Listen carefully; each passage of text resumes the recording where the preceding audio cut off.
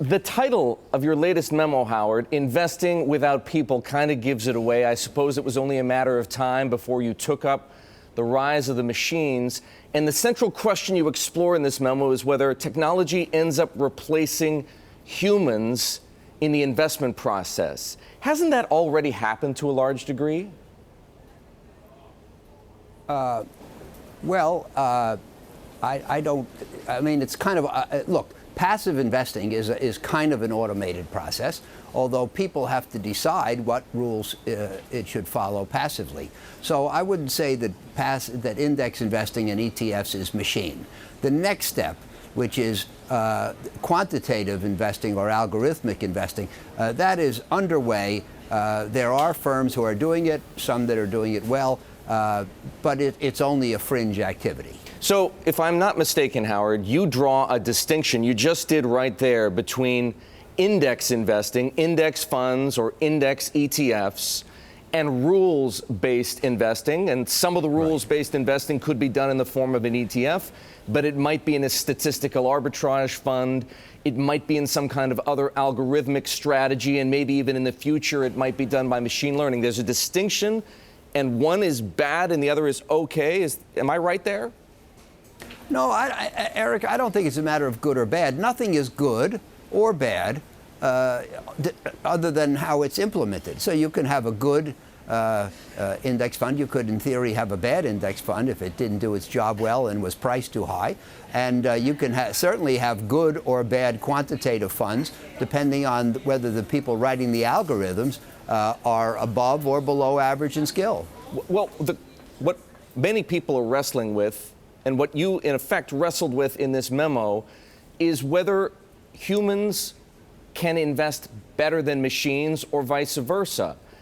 And it left me wondering one thing. You point out that index investing and the passive products that followed were at least partly in response to the chronic inability of most professional investors to beat the market, right? Right. So if that's the case, can we possibly fault anyone for not wanting to invest with somebody who can't beat the market? It should stand to reason that you don't want to invest with somebody who can't beat the market. And if there's something that either matches the market or beats the market and it isn't human, then that should, in theory, be appealing, correct? Well, assume you've made you've made the assumption that it can equal or beat the market, certainly it's open season on anything that can, and quantitative and algorithmic is an example of something that may be able to. The thing about indexing and passive investing is that they follow rules, and they invest per the rules. They don't make decisions as to whether stocks are attractive or not, or whether companies' fundamentals are strong. And they count on the active investors to do that. So the irony is that the active investors, as you've discussed it, are judged to have failed. That's the reason for the flow of money from active to passive. And yet the passive investor takes the active investor's decision as to how the stock should be priced, and buys at that price following its rules. And there's a certain illogicality in that. Okay, I get that. We all want humans to be able to beat machines. We are human after all, and we'd like to believe that we can do these things and we can do them better than the machines that we program.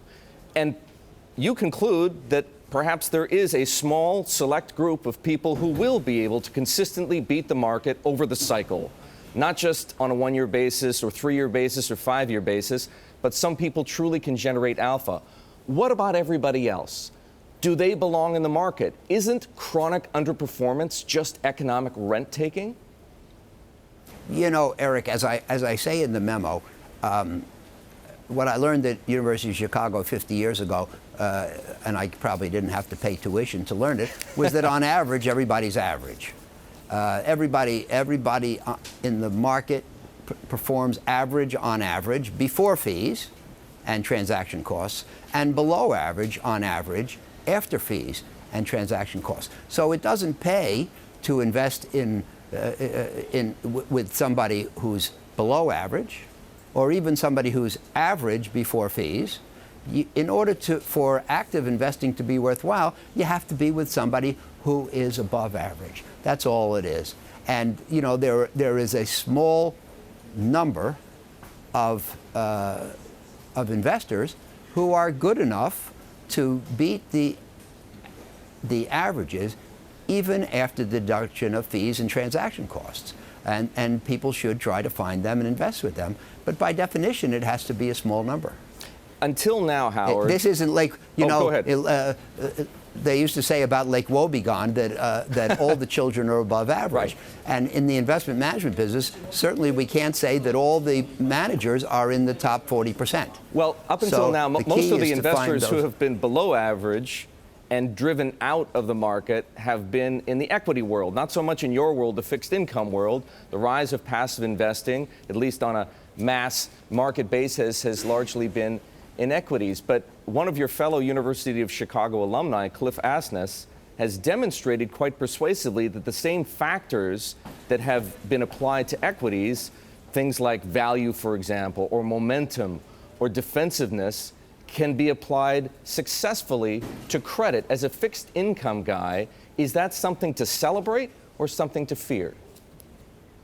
Well, as with equities, Eric, I think that a computer can do a very, very good, highly competent job of figuring out what has worked in the past and finding securities that are well positioned to succeed in the future if those relationships hold.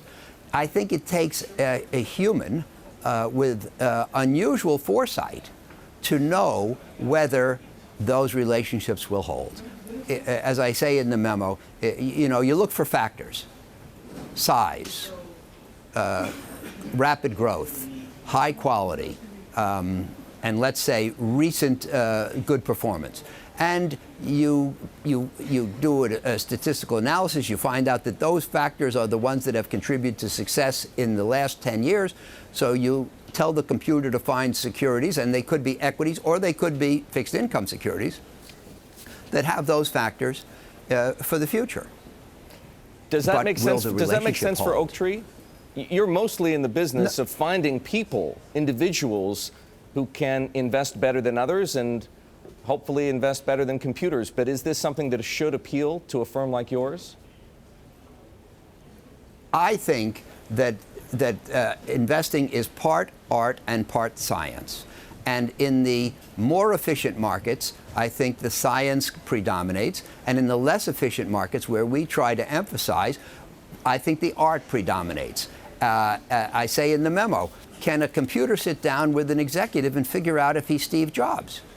Can a computer sit down and hear a business pitch from an entrepreneur and figure out if it's Amazon? The answer to that is obviously I don't no, think but so. Humans are fallible too. Humans thought that Elizabeth Holmes, the CEO of Theranos, now charged with criminal fraud, was going to be the next Steve Jobs. And she clearly wasn't.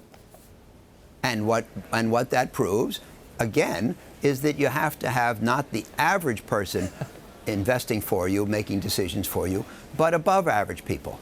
And I think you and I can both agree, as can many of the scientific investors and many of the academics, that it doesn't do any good to pay an average person a high fee to manage money actively.